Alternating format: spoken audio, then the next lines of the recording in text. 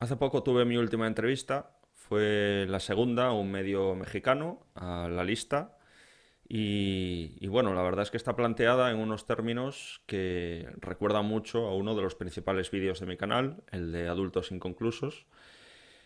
Toco bastantes temillas, hago referencia también al tema del cable en el último vídeo, que llevaba por título, recuerdo, Frases chorras, el fascismo se cura leyendo. Ha estado muy bien, muy chula la entrevista. Lo que pasa es que, como, bueno, si no lo sabéis, tienen que llevar cada artículo un número máximo de palabras y eso obliga a mutilar una gran parte de la entrevista. Y bueno, en algunas ocasiones se pierde un poquito el verdadero sentido de lo que yo estaba diciendo. Parecen respuestas como demasiado simples, ¿no? Pero bueno, es lo que hay. El mundo periodístico funciona así y no se puede luchar contra eso, ¿no? Os pongo en el link de la descripción, aquí debajo, para que podáis leerla entera los que estéis interesados en hacerlo. El cómo cada uno de vosotros leeréis esta noticia, entendiéndola de una manera completamente diferente en algunos casos, es de lo que trata este vídeo. Dentro intro.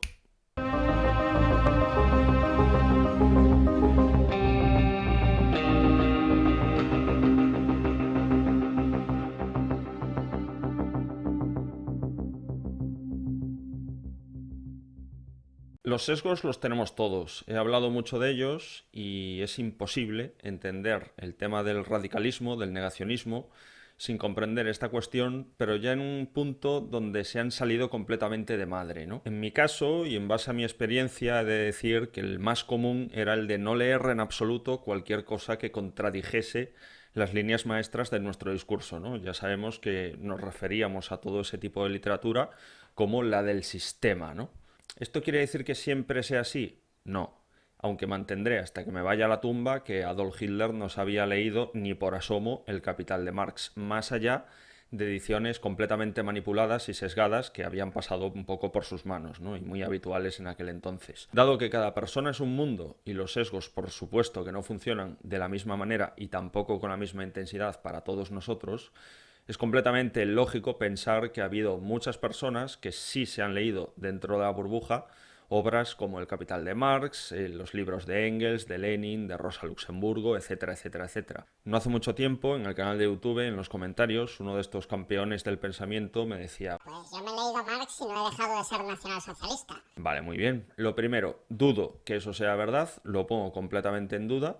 Y segundo, en caso de que sea cierto, habría dado completamente lo mismo, porque el libro que se haya leído a esa persona sería completamente distinto de cómo lo es en realidad.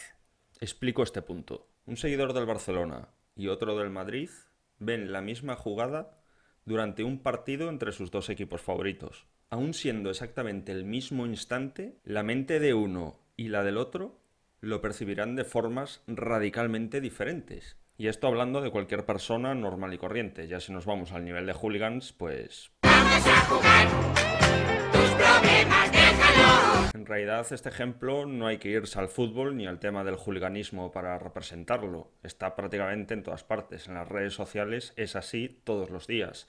En la política española es así todos los días. Da absolutamente igual la barbaridad que haga mi partido o la tontería que diga el líder político con el que me siento identificado, porque con ellos hasta la muerte, como si fuera un equipo de fútbol. Hilando un poco más fino, lo estamos viendo a día de hoy con el tema de la luz. Año 2016, bajo gobierno del Partido Popular, una gran parte del debate lo centraba el tema de la pobreza energética. No sé si os acordaréis de aquella pobre anciana que murió en un incendio porque utilizaba velas para calentar el piso al no poder pagar la luz. La oposición, que entonces organizaba todas las protestas, hoy día gobierna y casualmente estamos viviendo unos precios históricos en lo que a luz se refiere. Aymar Bretos lo explicaba en la radio ahí atrás hace solo unos días, no tiene que ver con el partido que gobierne, sino con un problema estructural relacionado con el monopolio que tienen las eléctricas en nuestro país. Cuando gobernaban unos y ahora cuando gobiernan los otros, en las redes sociales, machacándose sin piedad, memes, insultos, desprecios, debates súper encendidos en las redes,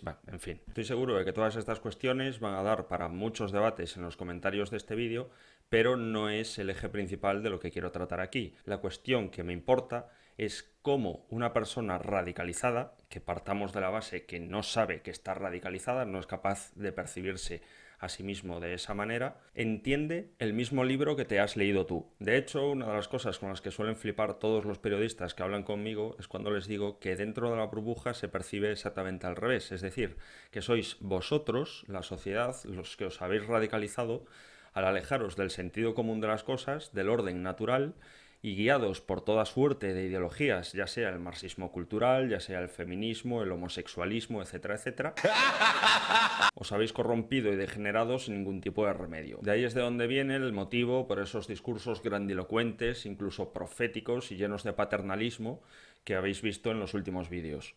Por supuesto, sí que hay una excepción a esto de que haya gente dentro de la burbuja que sí dé el paso de leer literatura del sistema, ya sea literatura marxista, anarquista, alguna biografía incluso oficialista sobre la figura de Adolf Hitler, literatura general sobre la cuestión judía, etc. Pero ni de coña, o sea, ni de coña, nadie de dentro de la burbuja se ha leído ni un solo libro sobre el Holocausto. Es decir, todo lo que han leído sobre esta cuestión, el 100% es literatura negacionista del Holocausto. Me atrevería a decir también de feminismo. De hecho, uno de mis próximos vídeos, en el futuro más inmediato, será mis reacciones, quiero contarlas, que estoy teniendo leyendo uno de mis primeros libros sobre esta cuestión y cómo me está implosionando la cabeza.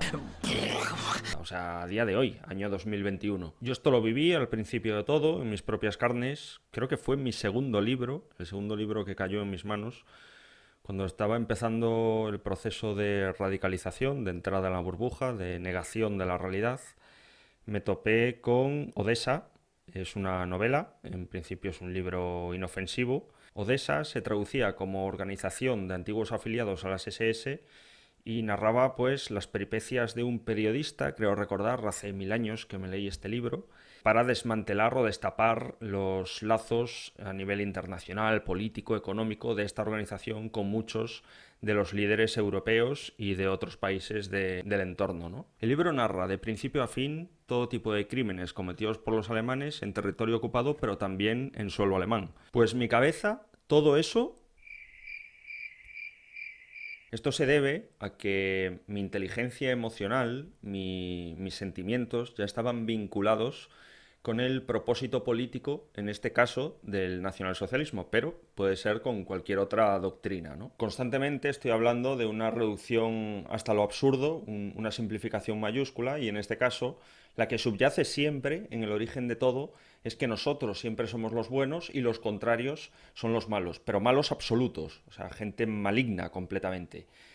En la situación que vivimos actualmente, donde la política se está radicalizando verdaderamente, más allá de unas fronteras perfectamente delimitadas como son pues, los grupos nazis, radicales, etcétera, etcétera, da absolutamente igual desde el partido que nos situemos que nuestro rival político, nuestro contrario, siempre será el enemigo de España. Y al enemigo, como decía aquel famoso entrenador de fútbol, Bilardo, antes del libro de Odessa sí que recuerdo perfectamente leerme El acorazado Bismarck, que este sí que lo tengo aquí. En este caso sí es cierto que no hay ni rastro de referencias al Holocausto o cualquier tipo de crimen, y bien al contrario, el autor lo que hace es presentarnos a los marinos alemanes como hombres llenos de honor que recogían a los heridos de otros buques que se encontraban flotando en las aguas, soldados supervalientes que combatían hasta el final en defensa de su patria, etcétera, etcétera. Y claro, aquí mi mente no cribó, no borró absolutamente nada, pero lo que sí dice el libro lo multiplicó por 1000 y lo idealizó hasta unos niveles, pues, súper exagerados, ¿no? ¿Queréis ver cómo se ve el Tercer Reich dentro de la burbuja? Exagerando un poquillo.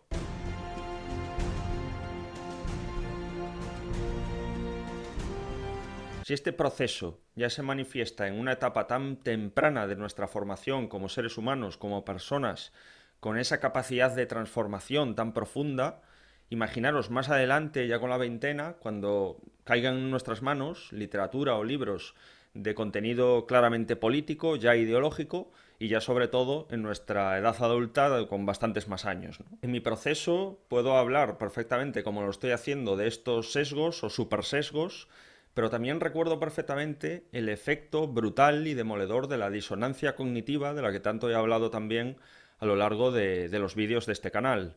No recuerdo la franja de edad que tenía cuando leí por primera vez el Mein Kampf, el libro que escribió Hitler, pero sí recuerdo que estaba todavía en tránsito de entrar. No había aún cruzado la línea roja, que es la que, bueno, es cuando asumes que el holocausto en realidad no es el holocausto, sino que es el holocuento. Aprovecho para decir, una vez más, que quien asume, quien interioriza que la pandemia en realidad es una plandemia, está exactamente al mismo nivel. Ideológicamente no, pero de forma de razonar, sí. Entonces, cuando me llegó este libro, recuerdo el estado de tensión brutal, como si me fuese verdaderamente la vida en ello, buscando el indicio que fuese de que en ese libro hacía alguna referencia al exterminio de judíos, cámaras de gas, planes de genocidio, etcétera, etcétera. Claro, en este libro no hay ni rastro de eso. Seguramente habrá gente por ahí por la calle que se cree que si buscas bien en las páginas te encuentras los planos para hacer una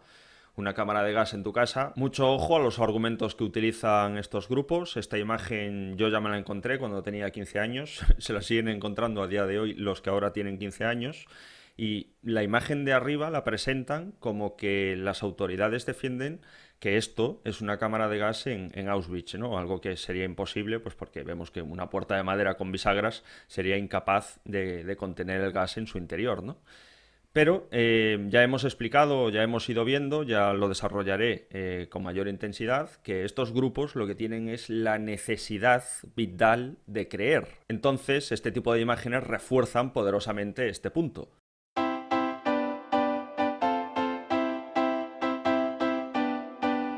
Volviendo al análisis del Mein Kampf, del Mi Lucha, sí es verdad que dentro de sus páginas encontré, bueno, pues indicios bastante claros de un lenguaje de odio contra los judíos, pero que se justificaba acusándoles de todos los males que ha habido y por haber en el mundo, ¿no? Y bueno, yo ahora me hago una pregunta, ¿no? ¿Qué pasaría si efectivamente, si hubiese algún fragmento o algo que diese a entender que Hitler entonces ya estaba planeando erradicar de la faz de la Tierra a millones de judíos, ¿no? ¿Habría eso verdaderamente frenado mi proceso de radicalización en esa dirección al menos? Yo creo que sí. Yo quiero creer que sí, porque insisto, yo tenía ya muy interiorizado que los alemanes eran los buenos, o habían sido los buenos, y todavía no me había adentrado tanto. Recuerdo que es importante señalar para mí que estaba oponiendo resistencia a creer que el holocausto era mentira en su totalidad. Motivo por el que, bueno, pues si hubiera encontrado este tipo de fragmentos se me habría hecho bastante complicado creer que tal cosa era completamente mentira, ¿no? Ahora bien, si volvemos a la parte anterior, cuando hablo de estos super sesgos con capacidad para modificar todo cuanto yo leo y cómo lo leo y lo entiendo, pues igual me habría pasado lo mismo que con Odessa. Mi mente, pues a medida que lo recibía, lo bloqueaba de alguna manera y condicionaba lo que absorbía y acomodaba por ahí en esas fases, estadios iniciales, como las fichas del Tetris, ¿verdad? De este proceso inicial de radicalización. Me gustaría saber qué opináis vosotros, qué creéis, dejármelo en los comentarios, los que creéis que sí, los que creéis que no, por qué, por supuesto, hay que argumentar siempre lo que se opina. Y bueno, a ver si llegamos a alguna conclusión. Hasta aquí el vídeo de hoy. Ya habéis visto que este es el primero en incorporar una introducción. A ver si os gusta, a ver qué tal funciona. El cierre todavía se me resiste, no se me ha ocurrido una forma elegante de hacerlo. Así que nada, muchas gracias como siempre por llegar hasta aquí. Suscribiros al canal si todavía no lo estáis. Y nos vemos en el siguiente vídeo. Hasta luego.